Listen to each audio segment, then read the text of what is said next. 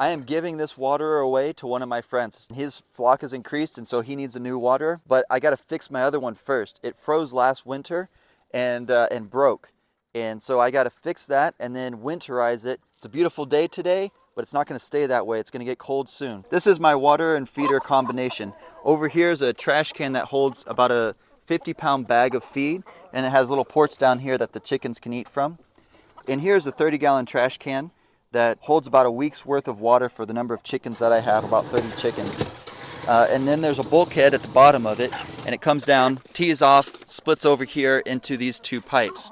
Now, the problem last winter was that there was a mouse in here, and it chewed up all my insulation. You can see it didn't chew wherever there was Gorilla Tape. So what I need to do, and what I've done on the other waterer, is wrap everything in Gorilla Tape, and that keeps the mouse from being able to chew through this. Second thing that was a problem in this just basic design is that the water comes down to here and just caps off. And so at night, this part here is kind of exposed, and the water will freeze in here and then expand and crack this right here. It did it on all of them. So what I have to do now is cut this out, and when I tee it off, I need to make like a loop so that there's not one end where the water can expand as easily, and then the whole thing can be insulated. So that may not make sense just yet, but it will after I've completed it. All right, first thing I gotta do is cut these off. This water is designed for the high desert where I live.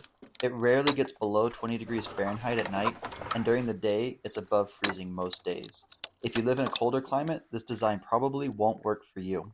These nipple waterers are pretty easy to install on just about anything. The wall has to be thick enough in order for it to thread in, but any PVC pipe will pretty much do. You just drill a 3/8 hole and then screw it in by hand until it gets too tight, and then wrench it down with some pliers. Really quick and easy. The only trick is you have to get them pretty much straight up and down. You can be off by a few degrees, but much more than that and they'll leak. Okay, we're going to try and do a dry fit here. This is not glued up yet. Just want to make sure I got my measurements right. I originally made the chicken water 2 different heights so that it would accommodate the bigger chickens and the smaller chickens. But what I found is it really doesn't matter. The smaller ones can really reach up pretty high and get water, and the bigger ones can stoop down lower. They didn't seem to care whether it was high or low. So I found 18 inches is just about the right height for these. I have little Bantam Rooster, I have Silkies, Americanas. I even have some bigger ones. The Australorps are kind of bigger chickens. The Leghorns are bigger chickens. So 18 inches seems to accommodate just about all of them perfectly. So don't stress it too much. I use 3/4 inch PVC with 1-inch pipe insulation. That gives me a little bit of extra room to get around those couplings, and then the tape will pull it tight.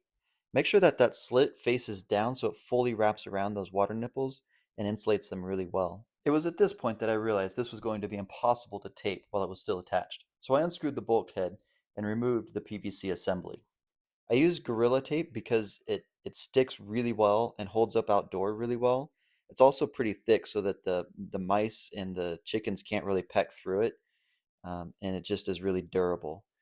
Make sure everything gets fully covered. Any weak spot will be found out. I cut around the nipples so that it pulls nice and tight and everything is sealed really well, and then just wrapped all the way around everything. Okay, we've got this all taped up and insulated, so we'll go put it back in and install it. Out of the way, chickens.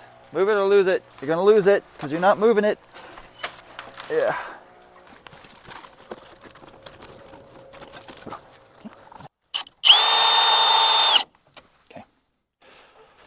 Okay, got all the braces back in, insulation is in, so now all that's left is to fill it up with water.